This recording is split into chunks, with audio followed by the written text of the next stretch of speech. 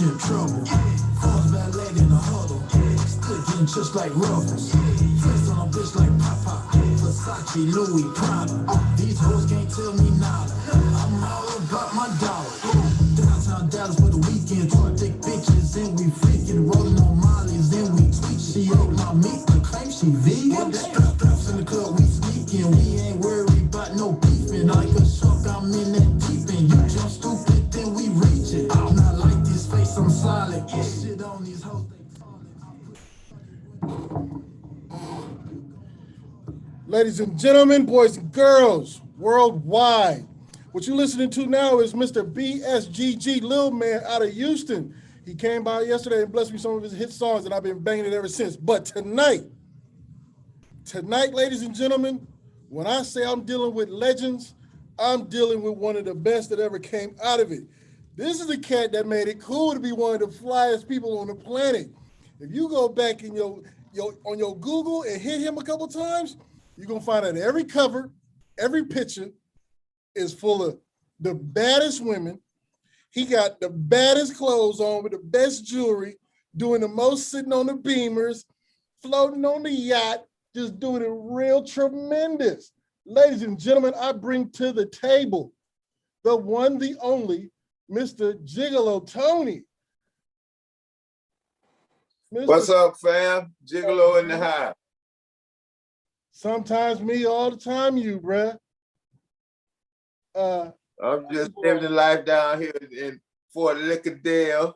Yeah, man. What's good with you? Man, I'm trying to get just like you. First of all, I was trying to be like you anyways back in the day. Let me take these off. I can hear you. I was trying to be like you anyways, bro, because you always had the best of the best. You know I had to be the fly. I had to go with the name, the Gigolo, man, so I had to live the life. Now, a lot of people always got different ways to get their name. How did you come up and how were you able to keep Gigolo Tony? Well, first of all, I wanted Pretty Tony, but as we all know, Pretty Tony was taken all the way out of Miami. So the next best thing was, one of my favorite movies was American Gigolo. So when I saw the movie, I kind of adapted that, the Gigolo, and that's how I came up with Gigolo Tony. Well, it worked for you because it carried weight. Yeah, it did. It kind of rhymed with Gigolo Tony, the one and only, so that was a good ride. Yeah, that's one of my favorite rides. Okay, so let's get into it. What made you even want to get into the music scene like that? Because as bad as fly as you were, it was a whole different kind of career path you could have took. Yeah, be honest with you, that was the last thing on my mind being in the music industry. I always thought I was going to be an athlete, professional football, basketball player, because I was real talented in sports, but I just happened to be in the right place at the right time, and that's how I became Gigolo Tony. Okay. Now, you talking about you was going to do sports. It's a picture on Google of you, bruh. You got you in the little white shorts with no shirt on. Bro, you look like you've been drawn. Six-pack the fuck up and everything. Yeah. Man, I used to love to work out 5-6 days a week. So, because, I had to keep that look. I had to keep that look when I'm on stage and I snatch that shirt off. I had to look good under there. Oh, yeah, you had everything dark. You had everything dark skin, light skin, white skin, Asian skin, curly hair, cute, screaming for you, bruh. That shit was amazing. It's the Gigolo that's rocking this show, baby. You know that? It was crazy.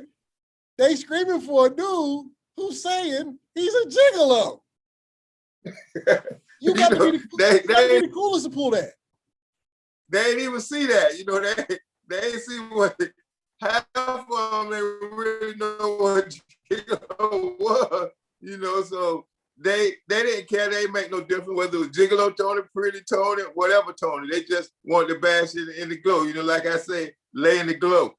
It was just Tony, so that's what it is. Okay, so you came out during one of the biggest trends to even start, and you came out during the Miami bass scene, because a lot of cats don't know, having the big speakers in the trunk and all the slap actually started in Miami. Correct. Now, It started, it's Fort Lauderdale, Miami, it's all one. You know, we just had maybe one record company, which was Foresight out of Fort Lauderdale, and most of the music was coming out of Miami, so we all was considered Miami-based. Okay. Now, I know about the dunks, but what I don't know is, was dunks going on back then when you came out with all these hits? Oh yeah, Dunk, that's where Dunk started at. Okay. Dunk was going on along with the speakers and the white wall tires. That's where it originated, right here in Miami, Fort Lauderdale. Okay, say that. Okay, so you had to put on this whole image. The big gold chains, the gold watches, the Beamers, the ladies. How the hell did they get you on a yacht, bruh? Bro, that wasn't the image, bro. That was the life. Oh, I was living the life. Like my main man being around the junior say, it's a lifestyle, baby. It's the lifestyle. It was the lifestyle. Say that. Okay, so even back then, because see, now we got a lot of cats who pretend to be somebody in their music. And a lot of them getting their cars pulled. But even then, you knew being real was the real way to go about it. I can't do nothing but respect you for that. But it was one of my favorite cuts that I don't care where it was, who it was, if it played, it was a party already started. Smurf Rock. Yeah, Smurf Rock was probably, it's a toss-up. Smurf Rock and the Parents of Rock Sand. I think they kind of running neck and neck for as my biggest records, because a lot of people forget about the Parents of Rock Sand. That's where I really first came out. That was actually my first hit record. Okay. Now, I didn't forget about it, but I know what I liked. And Smurf Rock was, man, Smurf Rock was the shit. All that heavy bass. And then to have the Smurf singing the song, whose idea was Smurf Rock? It was mine. It was all me because, you know, everybody, remember back in that time, everybody was doing the theme records. You know, Shy D was doing the Pink Panther, MCADE was Green Acres. Nope. You know, so I had to come up with a theme record. So Sunday morning, sitting down there watching the Smurfs, I say that's it. So I went to the studio, came up with Smurf Rock. Now, who did the production on that? That wasn't you, was it? Me and my DJ Crash, Cutmaster Crash. Shout out to Cutmaster. I came up with the bass. You know, we was working the 808 bass. Everybody was doing the 808s. I say, no, man, we got to come up with a different bass. So we played around on the keyboard until we found the keyboard bass. And that's when I came with that doom, doom, doom with an echo on it. And that invented a whole different bass. It wasn't the 808 bass, it was a keyboard bass. Now, see, that's strange because back then, everybody was 808. Right, and I wanted to do something different, you know? But what's crazy is 808 starting to come back, so maybe the little keyboard bass is gonna make his little way up in the game too. I think I don't remember nobody else really using it. I think I maybe was the first one. I know I wasn't the only one, but you know, I probably was the first one that came up with a keyboard bass, you know, with a reverb on it to get that sound that Smurf Rock had. Okay. So with all this music and all this glamour and glitz and being the real player that you were, how come you didn't do more videos, man? It was basically the record company, man. The record company, you know, the owner of the record company, I guess he felt he was okay with, you know, making, just for instance, say he was okay making 100,000 instead of putting a video out and more promotion and make $1 million. You know, so he didn't really promote them. My first video, I actually took my money and shot it myself and started my own record company. That's when I got my first video. Okay, so back then, I keep saying back then like it's a million years ago, but to come up with your own label, how difficult was that back in the day? I keep saying back in the day. How difficult was it coming up with the label in the time frame that you was stomping a mud hole in the industry? Well, you back in the day, you using the right term because that's been like 30 years ago, you know. Hey, and the rap game has done changed 360, man, tremendously. But it wasn't really all that hard back in the days to come up with your own record company. You just had to have the money and basically the know-how, you know, to kind of business sense to run a record company. It wasn't all that hard. Okay, so you done smashed out a few albums that have just been groundbreaking hits. Did the music game ever open the door for a different avenue for you to go down to make more music other than the player shit? No, it didn't really open a different any other doors or different doors, I don't think, for us in life. So where the music could did anything else like act or whatever. You know, I want to act, and I did act in a movie. You know, a friend of mine was shooting a movie. I had a little part in that. But that's about it. Music, it was the music. What's the name of the movie? I got to go see this. It's not, it never came out. That's the thing. It's shot and everything. You know, nobody never picked it out. So he said he's gonna release it maybe on DVD or something. But you know, with all these streaming networks, it may get the way to the screen, you know, the small screen or the big screen. Oh yeah, it's definitely capable and very possible to put it out these days. Cause right, it's called Dying to Live though. Dying to Live. Okay, I'm gonna have to remember that. I'm gonna be looking out for that. Cause the whole image and the whole way that y'all moved and grooved back in the day, I'll say it again, it's coming back around.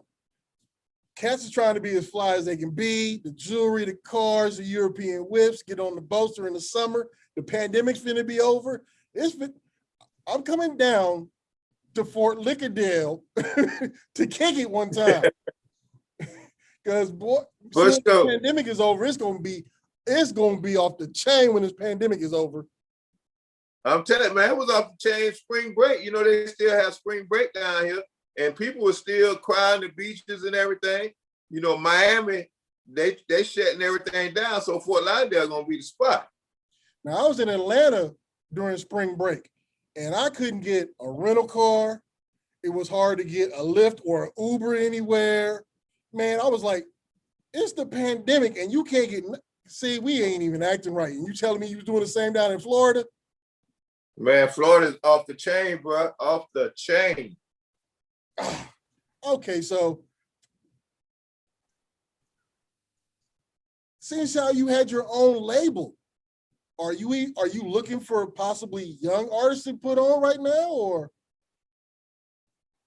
No, I basically, as far as in the music business itself, I'm not really doing anything. I still do shows, you know, from time to time before recording or actually doing business in the music business. I'm not really doing anything right now. Not saying that I won't be, but right at the moment, you know, anything comes along, the right thing, deal, whatever come along, you know, I'm for it. See, that was gonna be my next question. I'm like, could anybody get you to get back into the studio? So there it is, artists. He just told you, holla at him, have your bag right, because that's what it's gonna take to get Mr. Gigolo Tony to get back in the studio. Just saying. But so now, hey, money talk. You know that, money talk. Money is the universal language. Yes, it sir. tells it all. It all. Shout out to Jeff Kwan from BTP Media for setting this up. I really do appreciate Hefe. He's a G with this. So now that we coming slowly but surely out of the pandemic, and you already skating out there, is there any shows you putting together for the future? Come on, man, I gotta know. Well, it won't be in the United States. Right before the pandemic hit, I was about to go over to Brazil, you know, and do some business, some shows, some licensing and everything. But once the pandemic hit, it shut all that down. So maybe once the pandemic over and it opened back up, you know, I'm gonna be in Brazil probably for a little while, you know, doing some stuff over there. Well, I'll tell you what I see there, because I got a show in Brazil, and I promote an artist out there by the name of Masao in Brazil, and I got plans to go out there and throw parties and shows too. So I'm about to see you out there, bruh. For sure, for sure. Let me know. Hit me up when you're going out that way. Oh, we can definitely link up. Everybody gonna know when I get out that way, because I'm gonna act a straight fool in Brazil. That's what's up. Man. And now I'm coming out the bag and get that money. Oh yeah, it's definitely gonna be about the bag. That's high priority, but I'm gonna be away from home. I'm gonna be surrounded by all them things, it's gonna be a fun day. For sure, I feel you. Because this pandemic to slow down everything. Now, when the pandemic hit last year around March or so, and it cut off all the shows and everything like that, I took a big hit as far as entertainment, but it made me switch it up and figure out a new way to do these things. Did it do the same for you? Yeah, it basically shut everything. It shut everything down. You know, even I also DJ now. You know, like on the side sometimes. So everything was shut down when the pandemic. So, you know, I ceased to move to it. You know, just like everybody else, everything was shut down. You know, it wasn't hurting me because I don't make it. You know, I don't live off that no more. You know, it's just like I say, from to do shows or whatever. So I got other things going on where the pandemic ain't hurt me. But you know, as far as the music part of it, yes, it slowed it down. Now, in the pandemic, it's only one occupation that really didn't miss a dollar. As a matter of fact, it probably increased because strippers was having secret parties everywhere. Oh yeah, they had every night on the news. You know, they were showing those parties, people, you know, renting out houses and stuff. That was big down here in South Florida. Definitely big. It had to be big there because it was huge out here in Sacramento, and they was going wild with that. Yeah, it was big thing. It was more. I think it was more of a problem down here, though. You know, in the neighborhoods that they were doing it, there wasn't welcome. You know, so it became a problem. You know, with the city council and all that, they were trying to shut them down instead of letting it go on. Okay. So the pandemic is gonna be over. We gonna be in Brazil. Who's the first artist you want to bring out to Brazil? Probably MCADE. Ooh, you going old school? From Forsyth. Yeah, we want to do, because that's what's big over there for us. I mean, half of my Facebook friends are from Brazil. You know, DJs, fans, and everything. They're still playing our music over there like it was the '80s. And it's crazy you say that because when I started connecting with my people in Masal, like Masal and Jenny D out there, they were saying we have the internet so we can catch up, but we just don't catch up because the old school is pretty much what's ruling out here. And I'm like, okay, I know old school and I know this new school shit. Come out there and break Brazil in half. Don't forget me, bro, when you go out there and break it in half, I want a third of that. Right, we half and half on this when I get out there. I'm telling you, it's gonna go down when we get there. But you know, I want to do that here too, because I do believe there was some great eras of music is going on. One of the eras that I came through was with the Death Row era. You know, that was one big. But the era that you was doing the Miami bass, which was the old school, it wasn't really old school. Y'all was kind of it was kind of a new thing there. But now, because there's so much time in between, it's considered old school. But realistically, y'all started a whole brand new genre type of music out there. Yeah, and bass music now is still, what people don't realize, it's still alive, it's still there, but it's disguised in other genre of music, like jungle music, house music. Right. You know, all that is a form of bass music. Right. And it's crazy. Now, you say you DJ. Are you into the jungle and the house kind of music, or do you strictly stay? No, I love the old school. I basically just do old school parties. That's my thing. I love old school. Everybody should love old school because it's one, no damn problems. Two, everybody got a job and benefits. So ain't no at the door trying to, oh, can I get in for, no, pay the price. Your babysitter. Yeah, that's the best parties, man, the old school parties. You know, I hate to do young, you know, I'll do them, but no, man, give me the old school. Okay. Now, when you do these shows, are you still a turntablist? Or are you on the Serato? I'm actually on the versus DJ. I like the, you know, I don't do all that scratching and all that.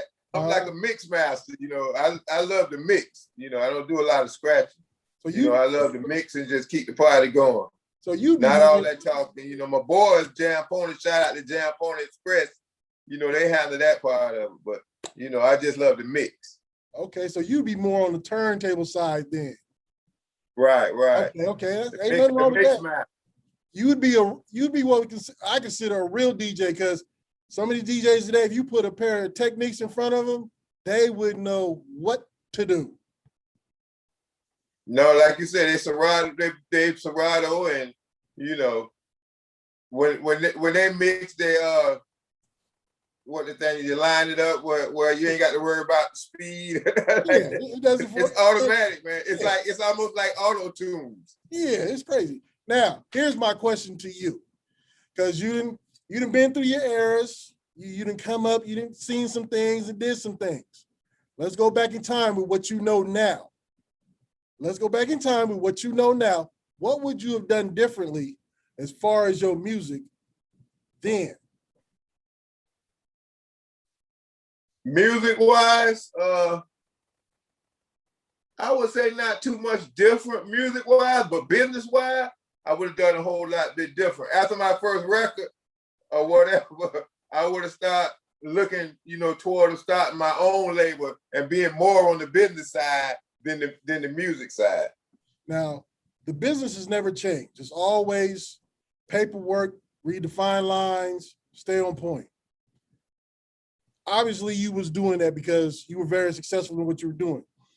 On these young cats these days, is there something that you could, as far as wisdom, pass on to them? As if you're going to get into this music industry, you need to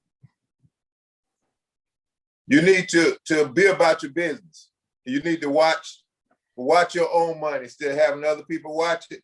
Be more about your business. Be more on hand with your business instead of giving it to somebody else and you just sign the checks and everything. Be more on point with your business. Now, was that a lesson you had to learn? Yeah, it was a lesson that I had to learn, and I learned it the hard way. Like I said, if I had to do it over again, what I know now, I would have been more business, I would have rather been more behind the scenes than in front of the scene. So I would have eventually, as each record passed, I would have been moving toward behind the scenes and executive part than the artist. Okay.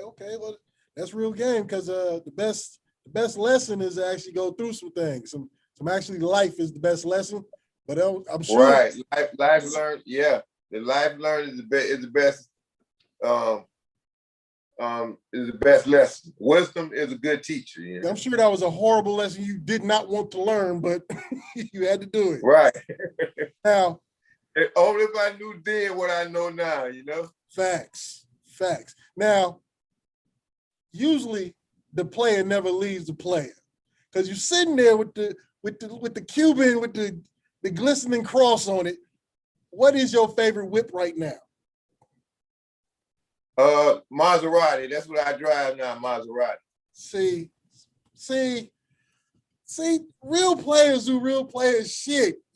These cats, it is your brother fresh air. Please let these cats know what it is to be, because you was in the middle of the shit.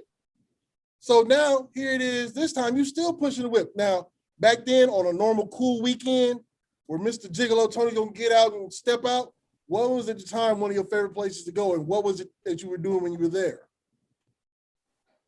Well, back in the day, I would say the clubs, whatever club that was popping on that night, because like in Fort Lauderdale, every club had that night, starting like Tuesday night. So Tuesday might have been Celebration, Wednesday might have been the Inferno. So each night, I loved to go to the club on that night. Okay. Whatever club that was popping. Now, at any time, did anybody ever catch you wearing the same shit twice? They might have, but it might have been 6 months later. It never been the same week of the month. Okay. Hey, but still, that's games. These cats need to learn that, because I used to do club security, and if I saw somebody Friday night you can almost guarantee you if that person was gonna wear that same shit the next Friday night. I'm like, bruh, you do know it's the same club, right?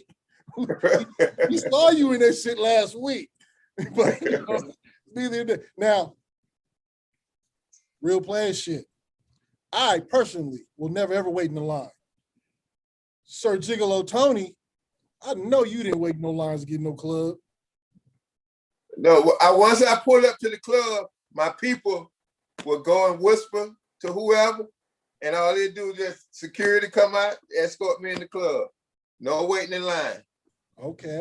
Now and if I know you and see you, you don't wait in line. Now we pop bottles. Were y'all popping bottles back then? Oh yeah, we were buying the bar. We were buying the bar back then. VIP, buying the bar, opening up the bar for an hour, 2 hours in the club, free drinks. That's how we was doing. Man.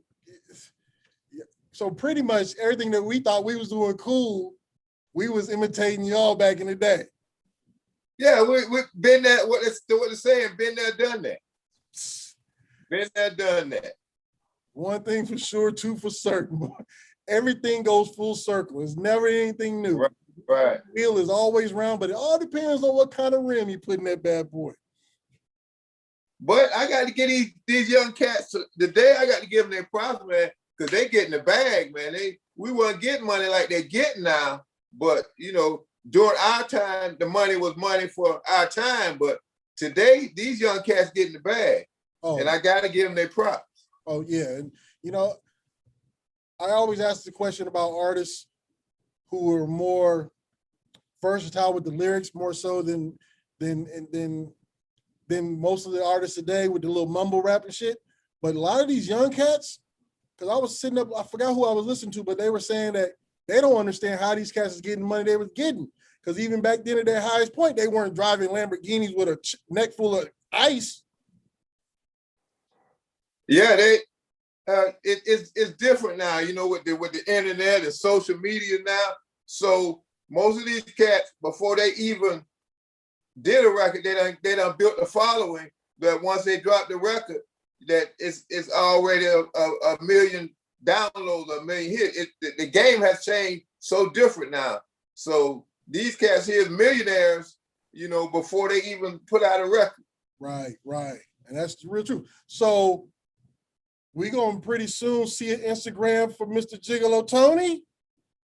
Yeah, once the pandemic over, I'm going to start fishing, putting a little something out there, putting little bites out there and see where it's going. Okay. And use what I got to get. So who knows, man? Who knows? Okay. Well, Gigolo Tony, I sit with greats, and you are also one of the greats I sit with. So let me first say, thank you for doing for hip hop what you did, because hip hop is not just on you, it's in you. And I am truly a child of this. So I appreciate every step you did.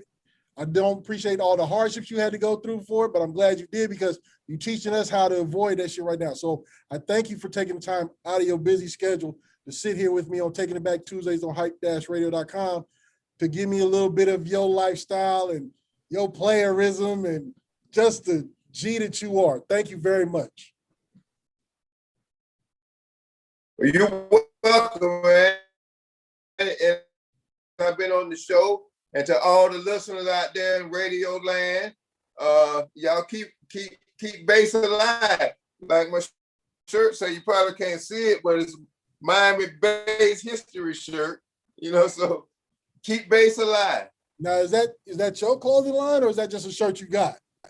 No, that was just a shirt that I forgot the guy who did it, but he did a Miami Bass documentary, and he has a website that's Miami Bass history. Okay. Well, Mr. Gigolo Tony, I appreciate you. I will be sending you in the email some drops. Like I said, let's meet up in Brazil and do this thing real tremendous. Let's get the bag, baby. Let's get the bag. Indeed. All right, thank you, brother. All right, peace out. Appreciate you. Thank you very much, sir. I appreciate you. And I will be sending that drop. You're welcome, man. Thank you, man. You have a great evening. Take care. And hit me up when you come this way. Oh, definitely. Definitely. All right. Peace out. Peace.